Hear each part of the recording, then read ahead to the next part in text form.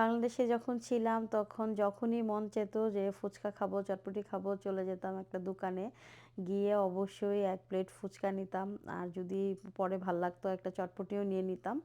তো এখানে কিছু করার নেই। এখানে হচ্ছে আমরা বাসায় বানিয়ে খাই। তো আজকের চটপটিটা কিন্তু আমরা রাঁধুনি চটপটি মসলাটা দিয়েই তৈরি করেছি। হ্যালো এভরিওয়ান, আসসালামু আলাইকুম। সবাই কেমন আছেন? আশা করছি সবাই ভালো আছেন। আলহামদুলিল্লাহ আমরাও ভালো আছি।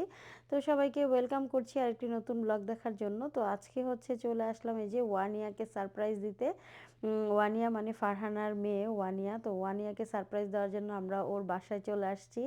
আমরা হচ্ছে সব কিছু আমি, আনমোল আমরা সব কিছু একদম নিয়ে এসেছি। আর ওদেরকে আসার ঠিক ১০ মিনিট আগে ১০-১৫ মিনিট আগে আমরা হয়তো মানে এরকম করে জানিয়েছি আর কি।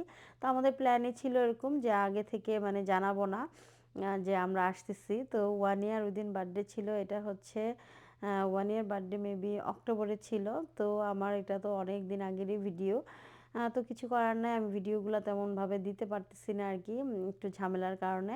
তো এই যে এখানে আমরা দেখাচ্ছিলাম আমরা কি কি নিয়ে এসেছি। ওয়ানিয়া, আরশি, তারপরে জারা, ওরা দুইজন হচ্ছে ওয়ানিয়ার জন্য কার্ড নিয়ে এসেছে। আর এই যে জারা আবার এরকম গিফট নিয়ে এসেছে, আরশির জন্য একটা, ওয়ানিয়ার জন্য একটা, তারপর ওর জন্য একটা। তো যেহেতু আমাদের ৩টা পরী, তো ৩টা পরীর একদম একই রকমই গিফট। এখানে আমি এই যে দেখাচ্ছিলাম, গিফটটা খুবই সুন্দর।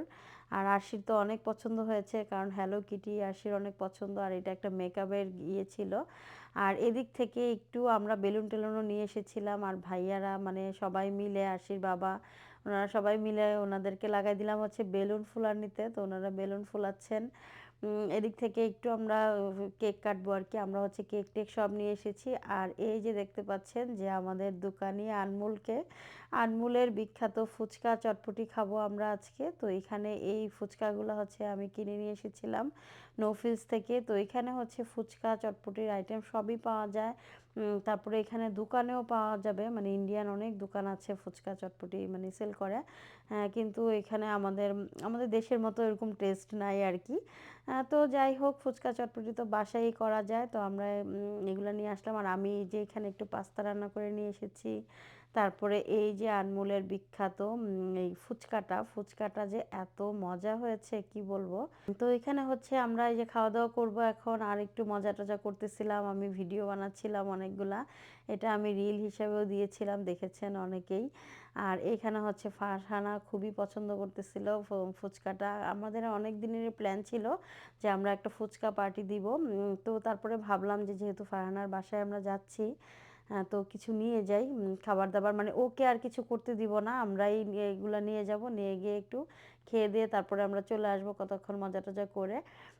আর এই যে আমরা যে কত রকমের ভিডিও ছবি নিচ্ছিলাম মানে ফুচকা চটপটি মানে এগুলা দিয়ে। তো এর আগেও কিন্তু ফুচকা চটপটি খেয়েছি বাবলিয়াপুর বাসায়। তো আজকে হচ্ছে আনমুলের হাতেরটা খেলাম। খুবই ভাল লাগতেছিল, কারণ আর এই যে এখানে হচ্ছে আমরা কম্পিটিশন করতেছিলাম যে কে কেমনভাবে খায়। আমি হচ্ছে ভিডিও করতেছিলাম, এখন হচ্ছে আমাকেও ওরা করবে। ওরা হচ্ছে মানে আমাকে আর মানে ফুচকার ইয়েতে না ধরে আমাকে প্রথমে মুখের মধ্যে ধরে রাখছে। আর আনফরচুনেটলি আমার ফুচকাটা হচ্ছে একটু মানে ছিদ্র ছিল আর কি, নিচে দিয়ে ইয়েটা পড়ে যাচ্ছে টকটা। আর এই যে খাচ্ছি, খেয়ে তো খুবই মজা। আমি তো প্রথম থেকেই খাচ্ছি। তারপরে ওরা হচ্ছে ভিডিও করতেছিল, তো ভাবলাম যে ভিডিও যখন করতেছে একটু খেয়েই নেই ভালোভাবে। তো এই যে আমরা একসাথে থাকলে কিন্তু অনেক মজা করি সবাই। তো এই যে এখন হচ্ছে ফুচকা খাওয়া শেষ, এখন আমরা চটপটি খাবো। তো ভাবলাম যে একটু একটু করে চটপটিও খাই, কারণ আজকের আয়োজনে এরকমই ছিল, খালি ফুচকা চটপটিটাই আমরা বেশি রেখেছি আর কি। আর তারপরে ফারহানাও আবার অনেক কিছু করার জন্য চলে গেছে, তারপরে ও করেছে, ও বাচ্চাদের জন্য একটু স্ন্যাক্স আইটেম করেছে। তারপরে আমাদেরকে একটু ফিশ গ্রিল করে খাওয়ালো। মানে ও তাড়াহুড়া করে, ও যখন শুনছে যে আমরা আসবো, ও কী করবে না করবে খুবই তাড়াহুড়া করে সব কিছু করা শুরু করতেছিল। আর এই যে চটপটিটা আমার মন চাচ্ছে যে একটু বসে সুন্দর করে চটপটিটা মাখায় তারপরে খাই। আর আমরা কিন্তু অলওয়েজ রাঁধুনি মশলাটাই ইউজ করি এখানে।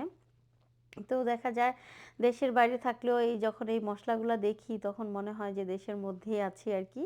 একটা বাংলা বাংলা একটা মানে বাংলাদেশের ইয়ে একটা ফিল আসে। আর এই যে এখানে হচ্ছে কেক কাটা হচ্ছে।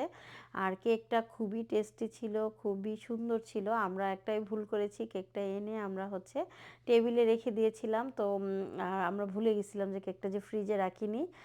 তো ফ্রিজে না রাখার কারণে হচ্ছে কেকের উপরে একটা টপার ছিল। তো টপারটা হচ্ছে মানে গলে গেছে আরকি। তো কিছু করার নাই। তারপরে আমরা হচ্ছে একটা কাগজ দিয়ে হ্যাপি বার্থডে ওয়ানিয়া লিখে দিছিলাম। ফারহানা এটা লিখেছিল আরকি। তো এই আরকি তো ওয়ানিয়া হচ্ছে ৪ বছর হয়ে গেল। তো সবাই ওয়ানিয়া বেবির জন্য দোয়া করবেন। আর এই যে এখন হচ্ছে সবাই মিলে কেক কাটবে। আর দেখেন সায়হান তারপরে সবাই একদম কি সুন্দর করে বসে আছে। আর জেন তো হচ্ছে এক্সাইটেড এর মানে ঠেলায় একদম কেক টেকে পড়ে যেতে নিল আরকি। তো বাচ্চারাও একসাথে থাকলে কিন্তু খুবই মজা করে। আর এইখানের একটা জিনিসই লাগে, আমাদের দেশে যেমন কেকের সাথে অবশ্যই একটা নাইফ দিয়ে দেয় কেক কাটার জন্য। কিন্তু এখানে তো হচ্ছে এরকম না। এখানে হচ্ছে বাজারে গেলে দেখা যাবে আপনাকে শপিং ব্যাগটা পর্যন্ত দিবে না।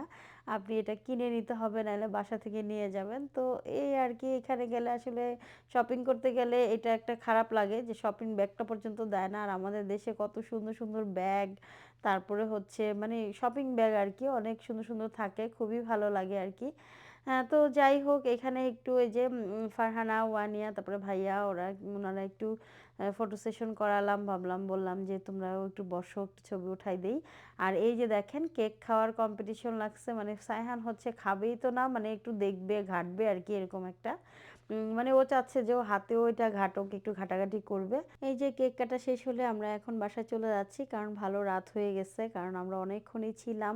আর আমার ভিডিও যদি ভালো লাগে তাহলে ভিডিওটি কিন্তু শেয়ার করতে ভুলবেন না। ভিডিওতে একটা কমেন্টস করে দিবেন। আল্লাহ হাফেজ। আসসালামু আলাইকুম।